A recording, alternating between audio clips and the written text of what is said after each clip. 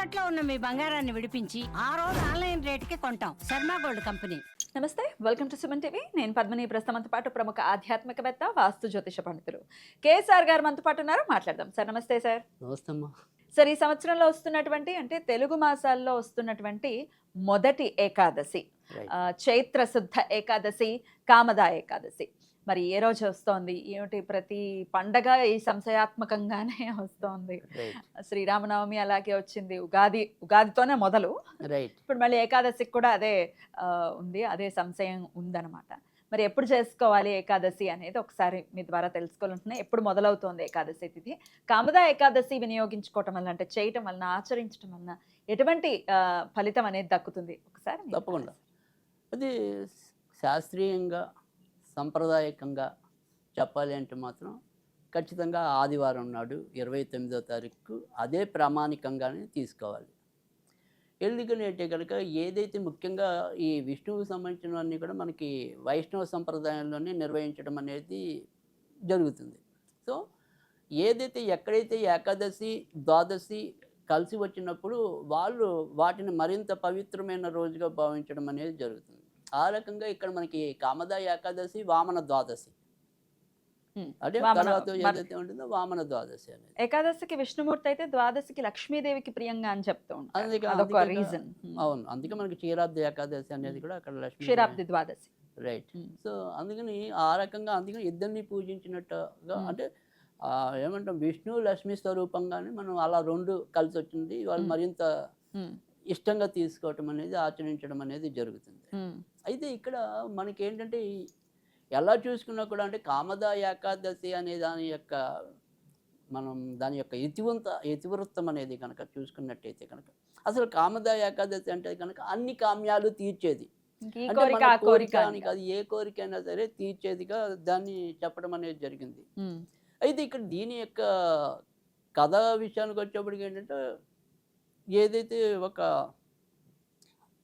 రాజ్యంలో పుండరీకుడు అనే రాజు ఉంటాం, ఆయన యొక్క రాజ్యంలో ఇద్దరు కూడా సమానంగా ఉంటారు, ఇటు నాగులు కానీ ఇటు గంధర్వులు కానీ. అందులో గంధర్వ జాతికి చెందిన లలితుడు అని ఇద్దరు ఉంటారు. వాళ్ళిద్దరు కూడా మంచి అనురాగపూరితమైన దంపతులు. అయితే ఒకళ్ళొకళ్ళు ఒక్క నిమిషం కూడా వీడ్చి ఉండలేరు.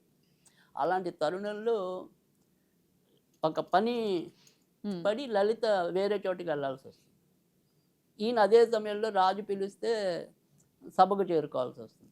అక్కడ ఆయన్ని ఈ గంధర్వులు ఏంటి, గంధర్వగానం అంటాం మనం. బ్రహ్మాండంగా వాళ్ళు పాటలు పాడగలిగే అద్భుతమైన ఇది వాళ్ళ దగ్గర ఉంటుంది, ప్రత్యేకత. అందుకనే ఎవరైనా బాగా పాడితే గంధర్వగానం అంటూ ఉంటాం మనం. అలాంటి గాన సభ ఆ రోజు ఏర్పాటు చేస్తారు.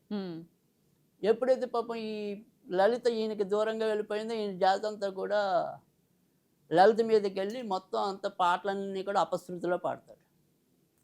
అప్పుడు ఈయన ఏదైతే లలితుడు అనే గంధర్వుడు ఉన్నాడో అతనికి బాగా ప్రియమిత్రుడు. అందుకే కొంతమంది ప్రియమిత్రులు కూడా మనకు అప్పుడప్పుడు ఏమంటే పుల్లలు ఎడుతూ ఉంటారు. ఎందుకంటే వాడికి మన గుణాలన్నీ తెలుసు కదా, బలహీనతలన్నీ వాడికి తెలుసు. వాడి వల్ల ఒకసారి లీక్ అవుతుంటాయి అవతల వాళ్ళకి. అదే రకంగా రాజు చెప్తాడు, ఇగో వాడి భార్య లలిత దగ్గర లేదు, ఆ విరహ వేదనలు అన్నీ కూడా ఇలా పిచ్చపాటలు పాడుతున్నాడు అని చెప్పి. దాంతో అప్పుడు ఆయన శాపనిస్తాడు, రాక్షసుగా మార్పు అని చెప్పి. అప్పుడు శృంగి మహామునిని పట్టుకుని ఈ లలిత మళ్ళీ ఈ కామదా ఏకాదశి ఆయన చెప్తే ఆ రకంగా మళ్ళీ తిరిగి ఆయన రూపం ఆయనకి రావటం అనేది ఆ కథ. అది అంటే ఇక్కడ మనకి ఏంటంటే ఇటు నాగులు తర్వాత ఇటు గంధర్వులు కలిసి ఉండటం అనేది. అంటే మనం దాన్ని సింబాలిజంగా తీసుకున్నట్టయితే కనుక మళ్ళీ కోరికల నాగులు ఉన్నాయి, పైకి గంధర్వ రూపాలు ఉన్నాయి. లేదు మంచి విషనాగు రూపాలు ఉన్నాయి, లోపల మటుకు గంధర్వ గుణాలు ఉన్నాయి. సో ఈ రెండు కలిసి ఉండటం అనేది మనకి చాలా మందిలో ఉండేది. అంటే పరస్పర విరుద్ధమైన రూపం ఉంటుంది, పరస్పర విరుద్ధమైన గుణాలు ఉంటూ ఉంటాయి. కానీ ఏకీభూతంగానే మనం జీవించడం అనేది జరుగుతుంది. దీనివల్ల ఏమవుతుంది, ఒకసారి మనం చేసే పాపాలు అనేవి అవి పటాపంచలు అవ్వడం కోసమే ఈ కామదా ఏకాదశి అనేది. కాబట్టి ఈరోజు మనం చేసే ఏదైనప్పటికీ కూడా ఎలాంటి పాపమైనా సరే అది పరిహరించబడుతుంది అని చెప్పి చెప్పడం అనేది. అయితే మనం ఏదైనా సరే దోష పరిహారాలలాగా వచ్చేప్పుడు అంటే ఇక్కడ ఏదైనా సరే వ్రతం చేసుకునే వాళ్ళకి ఆదివారం అనేది ప్రామాణికం ఉంది. కానీ ఇవాళ మనం చెప్పేది ఏదైనా సరే రెమెడీ అనేది ఇటు ఆదివారం తీసుకున్న ఆశ్లేష నక్షత్రం అనేది నాగులకి ప్రియమైనది. పైగా అది సర్పదోష నక్షత్రం కూడా. ఆశ్లేష అంటే ఖచ్చితంగా సర్పదోష నక్షత్రం. పైగా ఆదిశేషుడు అవతారంగా కూడా ఆశ్లేషకి అభివర్ణించడం అనేది ఉంది. ఇక శనివారం పుష్యమి అనేది మనం ఏదైనా సరే దోష పరిహారాలకి పుష్యమి నక్షత్రంలో సాధన చేయడానికి చాలా అద్భుతమైన రోజుగా చెప్తూ ఉంటాం. పైగా శనివారంతో కూడిన ఏకాదశి అక్కడ విశిష్టమైనది. సో నాగారాధనకి అంతా కూడా మనం శనివారం ఏకాదశి చేయొచ్చు, శనివారం కూడా చేయాలి.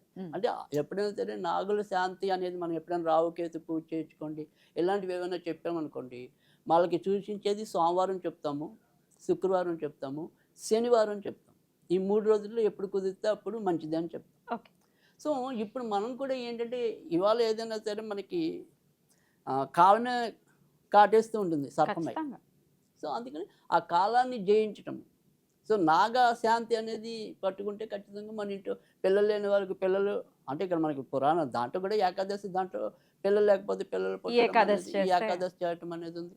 అలాగే ఏమంటాం, మనకి ఎన్ని రకాల ఇబ్బందులు వచ్చినా, అంటే ఏ రకంగా మనం ఎన్ని రకాల శాపాలు పొందినా కూడా ఆ శాపాలు తొలగించడం అనేది ఈ కథ. రాక్షసుని కూడా మళ్ళీ గంధర్వుడుగా మార్చుకోగలిగింది ఆమె.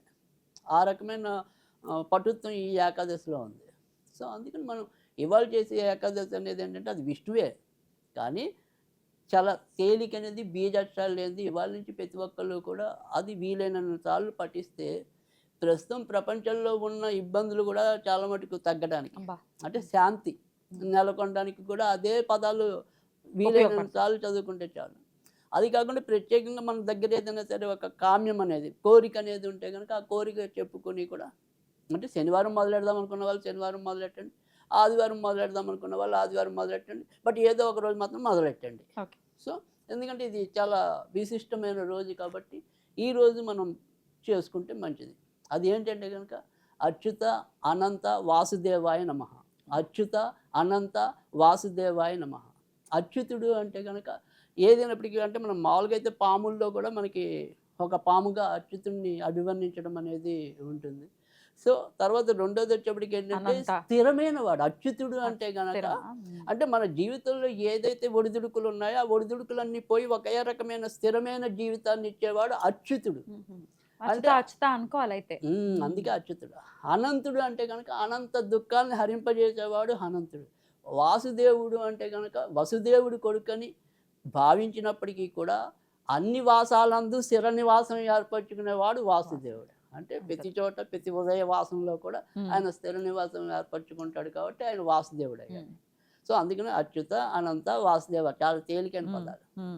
ఇవి వీలైనన్ని సార్లు అనుకుంటూ ఉంటే కనుక మనకి స్వకార్యం స్వామి కార్యం రెండు, అంటే ప్రపంచము ఎంతో కొంత శాంతిగా మారగలుగుతుంది. పరోపకారాన్ని కోరుకోవాలి మనం కదా, మనకి కూడా ఎంతో కొంత ఖచ్చితంగా లాభం ఉంటుంది. కనుక ఈ రకంగా ప్రతి ఒక్కళ్ళు కూడా చేసుకుంటే సరే. ఇంకా విష్ణుమూర్తి కంటే ఎప్పుడైనా సరే మనం నివేదన చేయాలి అంటే కనుక ఎక్కువ కేసరి అయితేనే మంచిది. సో నివేదన ఏదైనా చేయాలనుకుంటే కనుక కేసరి. ఇది ఇన్ని రోజులు చదవాలని లేదు, ఖచ్చితంగా శనివారం నుంచి ఆదివారం ఈ 2 రోజులు మొదటి మటుకు మొదలెట్టడానికే ఈ శుభముహూర్తాలు అంతవరకే. ఇంకా ఆ తర్వాత మనం ఎప్పుడైనా సరే చేసుకోవచ్చు. అంతకంటే చక్కటి పదాలు.